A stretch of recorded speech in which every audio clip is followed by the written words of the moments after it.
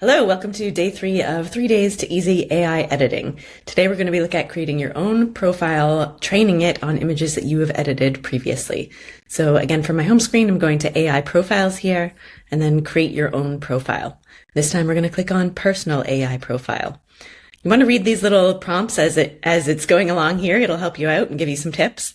So you want to include photos taken in a variety of environments and lighting conditions, include photos edited in a consistent style. So if you change your editing style 6 months ago, you're not going to want to include photos you edited before that because it's just going to confuse the AI and not give you the results that you want. Also, if you photograph multiple genres and edit them differently, you're going to want to create a different profile for each one. Now, I myself photograph families outdoors. I photograph families in natural light outdoors. And then in studio, I'm using strobe lights with newborns and headshots and anything else I'm photographing inside. But I use the same profile to edit all of my main client work. So my newborn family maternity. Whether it's shot outside or inside, strobe light or natural light, I'm using the same profile for all of them. And I think that works well because I've trained it on thousands and thousands of images now. So you can give that a try, or you can maybe do a different profile for each thing, indoors, outdoors. I also don't use my personal profile for headshots. I keep those very clean edited. Same thing with my branding photos. I often use the Love and Light profile. It's just a nice, simple, clean edit. All right, we shoot in RAW, and this profile will be used for color photos, and we'll just name it Imagen Test Profile. Oh, apparently I've already done that. It's Profile 2. And we'll say this one's being used for family and newborn. And now you're going to upload catalogs, so things that I've edited that I want the AI to learn from. And you're going to check off, like, these are my edited out photos. So those probably were not final edits. So I'm going to unclick that. If you use one catalog for everything, then you're going to have to go through and click each thing that you want to include, each of your raw folders of images that should be included. And if you use one catalog per session, like I do, you're going to have to upload all of those different catalogs. So you can see here it says upload or upload and choose next catalog. So I can upload those raw files and then choose my next one. And then we'll choose the raw files in here. This one's organized a little bit differently because this is my Christmas minis, but you get the idea. Once I'm done, I'm going to hit upload, and it'll let you know once you have those 2,000 images.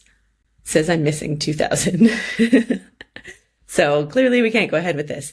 But just follow the prompts to create your personal AI profile. And then it's very similar to what we were looking at before, where you'll be able to make the adjustments here from this menu, adjust AI profile. And again, those are instant and will be applied going forward until you fine tune your profile. And then it'll incorporate those changes, and all of those adjustment sliders will go back to being zeroed out. And you can start all over again. And then our fine-tuning history, actually, let's bring up my one that I actually have fine-tuned here. So I am 5,000 images basically away from fine-tuning again, but it has been fine-tuned a couple of times already. So 3 times we've done fine-tuning, and it just gets better and better each time. So highly recommend that you do this process if you have those edits available. So when you're uploading your raw catalogs, it needs to be images that you've edited so that Imagen can see the edits that you've done in Lightroom. You can't upload your final JPEGs because that information isn't there, right? JPEG is a compressed file. It has no idea what you've done to it before it became a JPEG. So you need those raw images for sure. Now, once you figure out what profile you're going to use and you're all set up, then we come into projects. This is where we actually get to edit things. You're going to create a new project, and Imagen also has culling, which we can go into in a different video. If you're interested, let me know. But we're just going to edit photos, and it'll ask you again to choose your Lightroom catalog that you want to edit, or you can browse for it if it doesn't show up in this list, or you can drag and drop a folder of images. So this process is the same no matter what kind of profile you're using.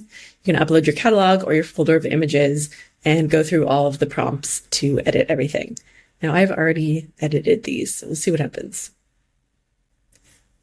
Enter your project name, choose your profile from here. Once you've created your own AI profile, it will show up in this list at the top here, and then other ones that you have used, and then more from the profile showcase. So these are all ones that you can choose from, all of those talent profiles that are built in.